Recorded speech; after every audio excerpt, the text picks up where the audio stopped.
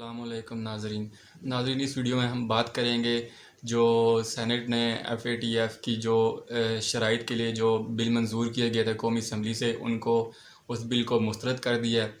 अब मैं इसके पस मंज़र में थोड़ा सा आपको बताता चलूँ और फिर आप खुद फ़ैसला करें कि आया ये जो हमारे सियासी लीडर्स हैं, इनको कोई पाकिस्तान की फ़िक्र है या कोई मोहब्बत है, या ये इनके अपने ज़ाती मकासद हैं पाकिस्तान में। आपको खुद अच्छे से अंदाज़ा हो जाएगा। अब थोड़ा सा पस मंज़र मैं आपको इसका बता दूं। ये FATF ने कुछ 35 से 40 शराइत रखी थी पाकिस्तान के लिए कि पाकिस्तान को इन पे अमल दरामद कराना पड़ेगा, तब हम पाकिस्तान का नाम ग्रे लिस्ट से निकाल के वाइट लिस्ट में लेके आएंगे, वरना हम पाकिस्तान को ब्लैक लिस्ट भी कर सकते हैं। अब अगर पाकिस्तान ब्लैक लिस्ट होता है तो उसका मतलब है कि पाकिस्तान किसी भी मुल्क के साथ तिजारत नहीं कर सकता, उस पर तजारती पाबंदियाँ लग जाएंगी, यानी कि पाकिस्तान की जो एक्सपोर्ट्स हैं वो बिल्कुल बैठ जाएंगी। पाकिस्तान किसी को अपनी चीज़ फ़रोख्त नहीं कर सकेगा। अब इसका मैं थोड़ा सा आपको बताता चलूँ कि इस पे रिसेंटली कौमी असम्बली का इजलास बुलाया गया और उस पर काफ़ी ज़्यादा जो थी वो जो तरमीम करनी थी वो तरमीम मंजूर करा ली गई। और फाइनली ज़ाब्ता ये है कि जब कौमी असम्बली से एक बिल पास होता है, फिर वो सेनेट से पास होता है, फिर वो कानून का हिस्सा बन जाता है। तो कौमी असम्बली से तो वो पास करा लिया गया, लेकिन जब सेनेट में वो बिल आया तो सेनेट में कल आपके सामने वो रिजेक्ट हो गया। उसकी वजूहत ये थी कि ये उस बिल की आड़ में NRO लेना चाह रही थी अपोजिशन पार्टीज़। हर एक बंदा, हर एक जो रहनुमा था वो अपनी शराइत मनवाना चाह रहा था कि आप पहले हमारी ये शराइत मानें, उसके बाद हम आपकी जो है इस बिल में आपका साथ देंगे और इसको पास करवाएंगे। तो ये अब ये बिल अगर पास नहीं हुआ, जो रिजेक्ट हुआ है, तो इसमें नुकसान किसका है? इसमें नुकसान ना इन लीडर्स का है, ना जो है कि वो हुकूमत का है। इसमें नुकसान जो है वो पाकिस्तान का है, क्योंकि अगर खुदा ना खास्ता, वो मैं आगे आपको चल के बताता हूँ कि आगे ये कैसे पास हो सकता है, लेकिन खुदा ना खास्ता अगर पाकिस्तान ब्लैक लिस्ट में चला गया तो नुकसान पाकिस्तान और पाकिस्तानी अवाम को है कि पाकिस्तान की मैशियत बिल्कुल बैठ जाएगी और पाकिस्तान बिल्कुल डूब जाएगा, खुदा न खास्ता।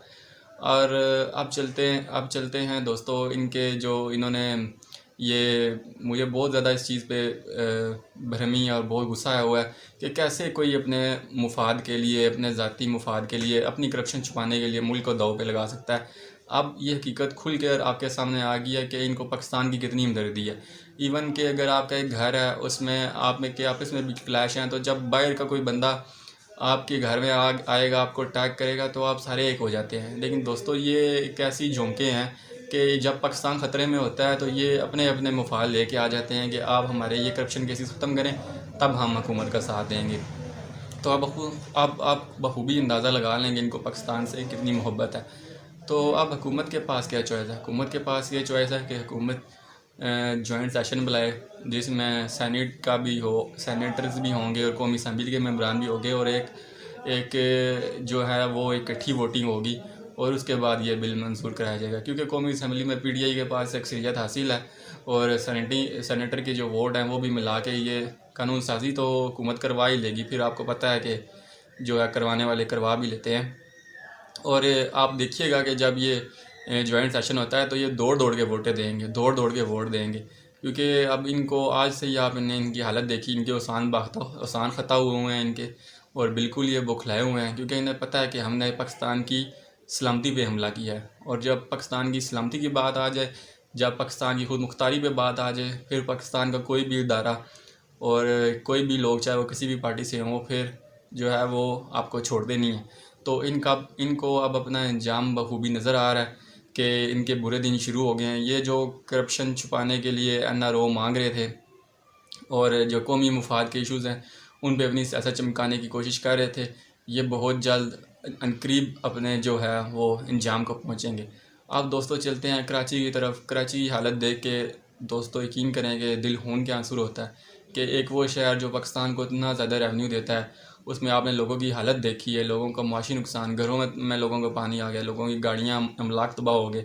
लेकिन अगर नहीं पानी आया तो बिलावल हाउस में नहीं आया, वो बड़े मज़े से आराम से वहाँ पे बैठे हुए, वहाँ पे पानी नहीं आता, बाकी सारे शहर में पानी आ जाता है। ये अब 40-50 साल से दोस्तों, ये 1970 से हुकूमत कर रहे हैं, तो आज तक इनसे ना कोई वहाँ पे नदी नालों की सफाई हो सकी, ना वहाँ पे ड्रेनेज का सिस्टम बेहतर हो सका, ना वहाँ पे जो है सीवरेज का सिस्टम बेहतर हो सका। इन्हें नहीं पता कि हर साल सावन के महीने में मौसम बरसात में बारिशें होती हैं, लेकिन कोई शर्म नहीं है इन्हें, कोई इन्हें गैरत नहीं है ना। जो है ये सेहत का निज़ाम ठीक करते हैं, ना ये सफाई सुथराई पर तवज्जो देते हैं। बस सिर्फ वोट्स लेने के लिए इलेक्शन में ये आगे आ जाते हैं। और इस दफ़ा तो कराची की आवाम को भी चाहिए कि जब ये इनके नुमाइंदे इलेक्शन में वोट लेने आए तो इन्हें आगे से अच्छी खासी इनकी तवाज़ो करें, तो फिर इन्हें पता चले कि आवाम के साथ इस तरह करने से क्या होता है। कोई आपको पीपल्स पार्टी का रहनुमा या कोई भी किसी किस्म की सियासी जमात का रहनुमा आपको ऑन फील्ड नज़र नहीं आया। लोग बेयारो मददगार, कुछ आर्मी के जवानों ने, बैरिया के नौजवानों ने मदद की, हेलीकॉप्टर से, किश्तियों से फंसे हुए लोगों को निकाला है।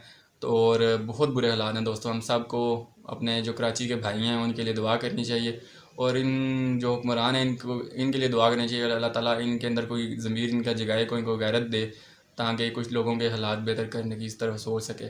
तो दोस्तों ये कुछ बातें थी जो मैं आपसे डिस्कस करना चाह रहा था। ये दोनों इश्यूज़ बहुत दिल दुखाने वाले हैं दोस्तों, बहुत ज़्यादा दिल दुखाने वाले थे।